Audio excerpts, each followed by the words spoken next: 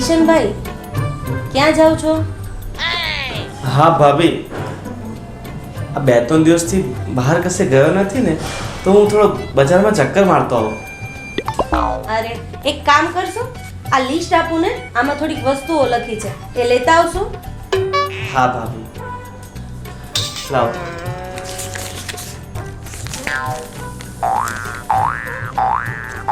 પણ ભાભી, તમને પૈસા તો આપ્યા જ નહીં, તો હું સામાન કઈ રીતે લાવીશ? અરે તમને શું કહેવાનું, તમે વારા ઘડીએ ભૂલી જાવ છો. આપણે પેલા ચંપક કાકા છે ને, એને ત્યાં આપણું ખાતું ચાલે છે. અરે હા ભાભી, સાવ જ ભૂલાઈ ગયું મને તો કઈ યાદ જ નથી રહેતું ને. સારું જાઉં. અરે ઓ વડીલ, આ થેલો તો લેતા જાવ. સામાન ક્યાં માથે પોટલું બાંધીને લઈને આવશો? સારું છે ભાભી, તમે છો. બાકી નહીતર મારું શું થાત? મને તો આ બધી ખબર જ નથી પડતી. અરે તમારે ખબર પડવાની ક્યાં કઈ જરૂર છે? તમારી ભાભી છે ને, જેમ હું કહું એમ કરતા જાઓ, એટલે બસ. હા ભાભી, સારું, હું જાઉં છું. હું 1-2 કલાકમાં આવી જઈશ. અને સાંભળો, પાછા વહેલા આવી જજો. અને હા, ક્યાંય આડાવડા નહીં થતા, વળી પાછી મને ઉપાધિ કરાવશો. હા ભાભી, હા.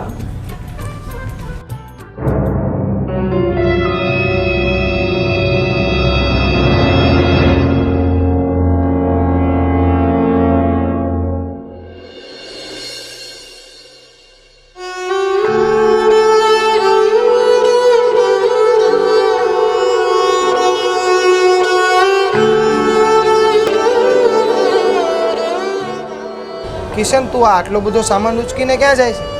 આવું છે ને, થોડું સામાન લેવા ગયો હતો અને અત્યારે ઘરે કોઈ છે નહીં, તો સામાન તો મારે જ લાવવું પડે ને. અરે આ બધી ગધા મજૂરી કોણ કરે? ઘરના નોકર પાસે બધું મંગાવી લેવાય ને.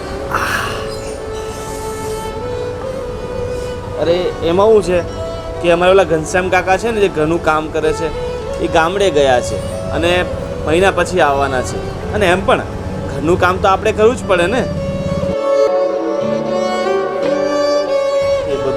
હાલ હવે હું જાઉં છું. ભાભી રાહ જોતા હશે, નીકળું છું. કાંઈ વાંધો નહીં, સારું, ચાલ. ચાલ. અમારો દોસ્ત આવ ભોળો ને ભોળો જ રહ્યો.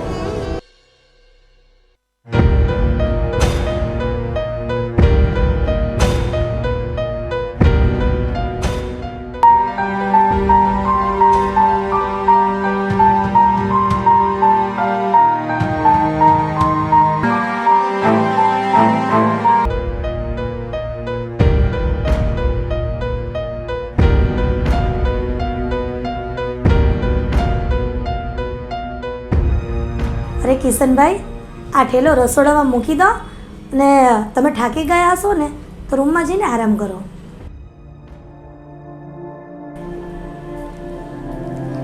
માયાબેન, હા. આ ડફોડનું કંઈક કરવું પડશે.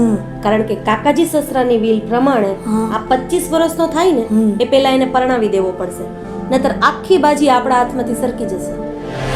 હા રેખા ભાભી, આ મારા કાકાએ તો ખરું વિલ કર્યું છે. હો, આ ડફોડને પરણાવવાનો અને પછી એની વહુના નામે બધી મિલકત કરવાની અને એની વહુ આપણને 25% ભાગે આપે. મારા કાકા તો જબરા ખેલાડી નીકળ્યા. હો. હા, પણ તમારા કાકાને ખબર હશે કે એનો છોકરો મૂર્ખો જ છે, એટલે જ તેવું સેટિંગ કરીને ગયા કે આપણે જખ મારીને એને સાચવવા પડે, અને ન સાચવીએ તો મહિને જે 40,000 મળે છે એ પણ ના મળે. હા. રેખા ભાભી, મારા ધ્યાનમાં એક ગરીબની છોકરી છે. આ ડફોડને એના ગળે બાંધી દઈએ, પછી એ આપણું કહ્યું કરશે અને આપણું દારૂ બધું થશે. એ લગ્ન કરીને આપણા ઘરમાં આવે, થોડા દિવસ જવા દઈશું, પછી બધી મિલકત આપણા નામે કરાવીને સહી કરાવી લઈશું અને પછી બંનેને ધક્કો મારીને ઘરની બહાર કાઢી મૂકશું. એટલે છે ને, બને એટલું જલ્દી તમે આ લગ્નનું નક્કી કરાવી દો, અને લગ્ન આપણે સાદાઈથી કરાવી દઈશું. અને હા, આપણે કોઈને બોલાવવા નથી.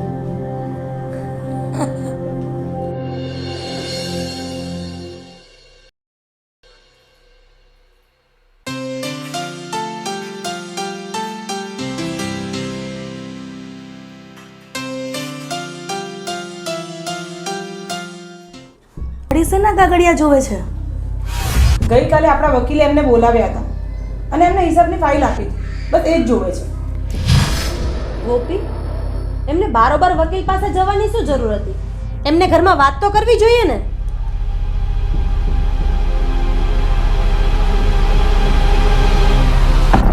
કિશનભાઈ, તમે આપણા વકીલ પાસે ગયા હતા, શું કામ હતું?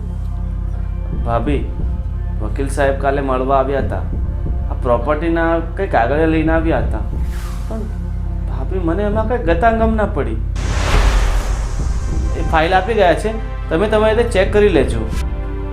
કિશનભાઈ, હવે વકીલનો ફોન આવે ને તો રેખા ભાભીને કહી દેવાનું, વધારે દોઢ નહીં થવાનું. કિશનભાઈ, આ તમને પ્રોપર્ટીમાં ખબર ન પડે, નકામું લેવાનું દેવું પડી જશે. અને ગોપી, તારે આ બધી વાત સાંભળવાની જરૂર નથી. તું જા રસોડામાં ને કામ કર.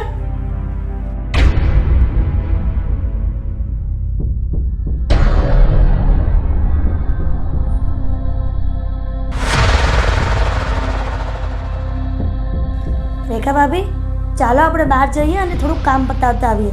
ત્યાં સુધીમાં એ રસોઈ તૈયાર કરી રાખશે. ગોપી, અમે લોકો આવીએ ને ત્યાં સુધીમાં રસોઈ તૈયાર રાખજે. હા મોટા ભાભી.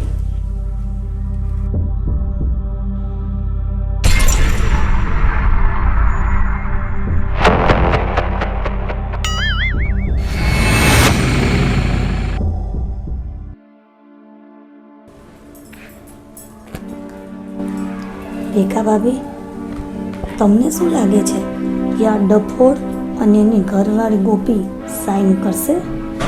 અરે ગોપી શું, એનો બાપાઈ સહી કરશે. અને હા, એ બધું ટેન્શન તું છોડી દે. હા ખાલી મારી રમત જોયા કર. ભાભી, ધીમે ને તો પેલું સાંભળી જશે. કિશનભાઈ, ગોપી, બંને હોલમાં આવો તો.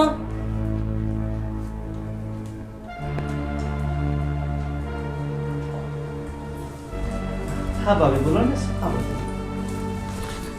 તમે બંને જણા આ ફાઇલમાં સહી કરી આપો. હા, લાવો ભાભી. કિશન, મોટા ભાભી, ક્યાં સાઈન કરવાની છે?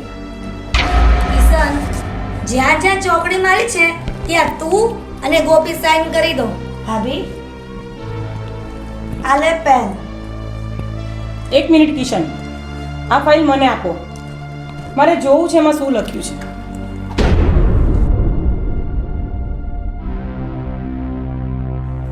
તારે ફાઇલ જોઈને શું કરવું છે? તું ખાલી સહી કરી આપ અને બેસ છાની માની.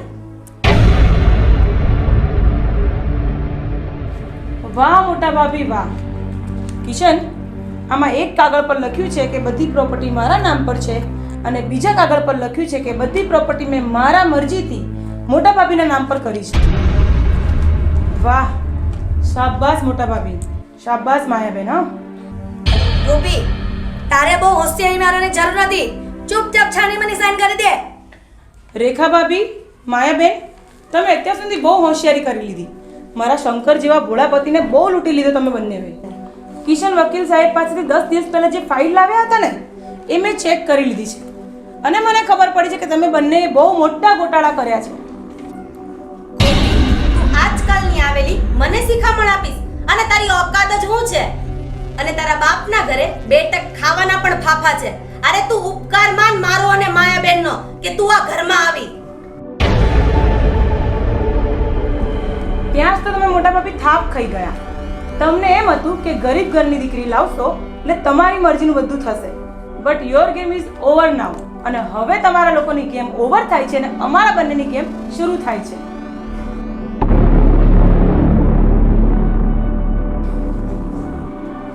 ગોપી, તું આ શું બોલે છે? મને કંઈ સમજાતું નથી. કિશન, આ તમારા માયાબેન અને આ રેખા ભાભી તમારી પાસેથી બધી પ્રોપર્ટી લૂંટીને તમને ઘરની બહાર કાઢવા માંગે છે.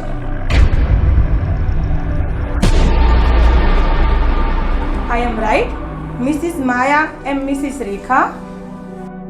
અરે ગોપી, તું સમજવાની કોશિશ કર. આટલી મોટી મિલકત તું એકલી નહીં સંભાળી શકે, એટલે અમે તો ખાલી તારો ભાર ઓછો કરીએ છીએ. હા ગોપી, બીજો અમારો કોઈ મતલબ નહોતો. હવે ત્યાં બધી પ્રોપર્ટી મારા દેવ જેવા પતિના નામે અને મારા નામ પર છે.